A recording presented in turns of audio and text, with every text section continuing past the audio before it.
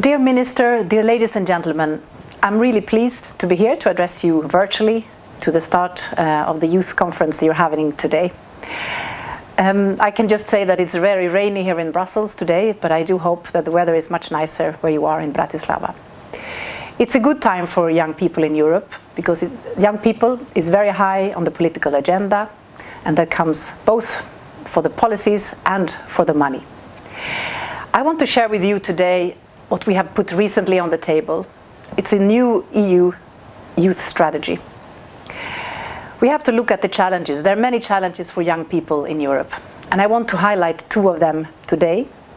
First of all, we see there is a big improvement on young people. They take more opportunities for education and training to become more educated, to become more autonomous and prepared for the labor market. But there are still many problems that actually young people don't find their role quickly enough on the labor market. The transition takes a long time. There are a lot of high unemployment rates and still a lot of inequalities, and we see that young people in regions don't have the same opportunities as young people in bigger cities.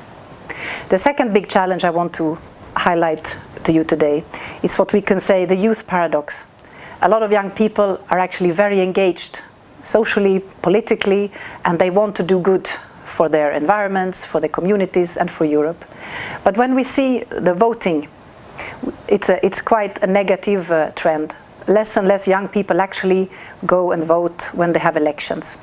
The 2014 elections for the European Parliament, we only had less than 30% of young people who actually went out and vote. And unfortunately even less the average for young people in Slovakia. We've had a long, extensive evaluation before putting this youth strategy on the table. We have what we say a year of listening. We've consulted with young people to try to hear what young people feel are the right priorities. I actually welcome a lot the participation of the Slovak young people. You've participated a lot in this exercise, and I hope you will see that what you said in this consultation are part of the strategy, of the EU strategy. One important feedback we got from the consultation is that youth policy has two arms. One arm is what the typically youth-specific policies that you're well aware of. Non-formal learning, volunteering, youth work, etc. But there's another important part of the arm, and that is how young people feel that they would like to also influence other policy areas. Young people have very strong views, and rightly so, for the future of employment, for education, for health, for environment, and so on. And this is what we have tried to put down in the new EU youth strategy, that young people can have a say on their specific policies, but much beyond that. We have put a proposal on the table, which is valid from 2019 up to 2027. And we have formulated our proposals around three key concepts: engage, connect, and empower. Engage, this is all about how young people can participate in society and participate more actively in the democratic process. Connect, this is about young people being together and uniting across the EU and giving the opportunities for voluntary engagement, for learning mobility, for solidarity, and also intercultural understanding. And the third concept is about empowerment, and the role here particularly of how youth work can help young people to fully feel empowered. We will have different actions that are both valid and will be taken forward at EU level, and at member state level. I would like to mention some examples. In particular, on the engage concept, here we would like to focus and do better on the youth dialogue. We see that we are happy with what we have achieved so far with the structured dialogue, but we see a need to go beyond the structured youth organizations.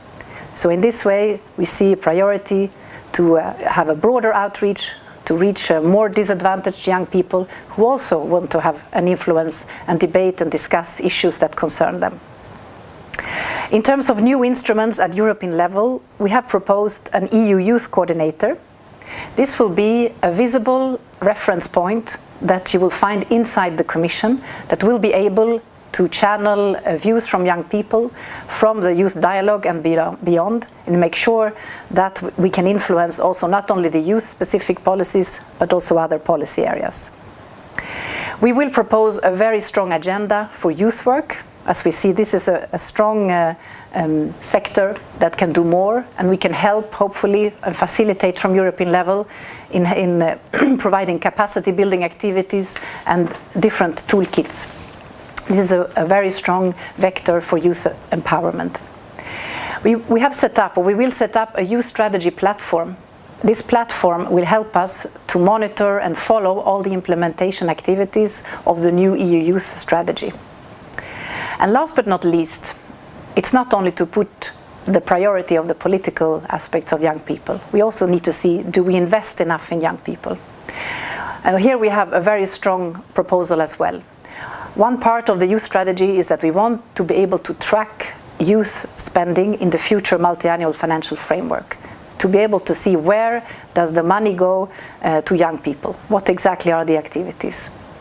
On the other hand, we have very strong, just recently adopted programs that will benefit a lot young people in Europe.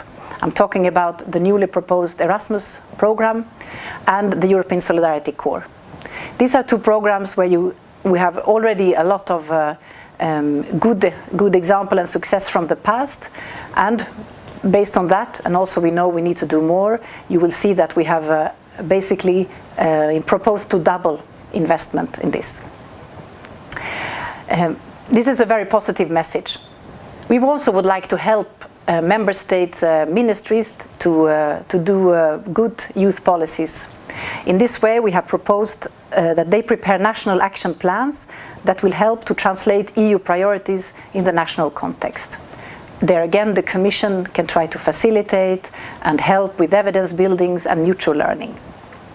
There are many more things to say about the youth strategy, but I think you are keen to get on with your conference, so I will stop here.